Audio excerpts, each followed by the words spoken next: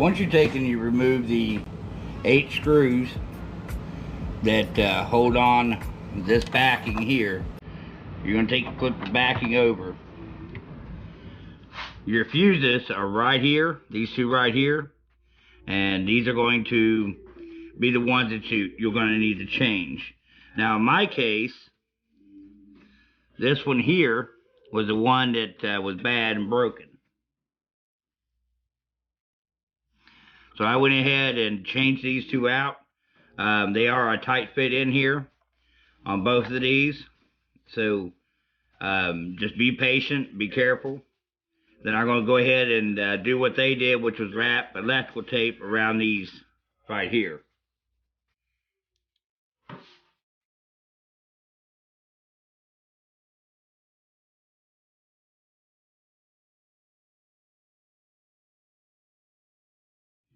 So, as you see there, she's good and green.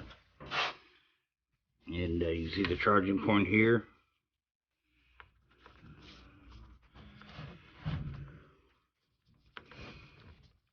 She still wiggles a little bit.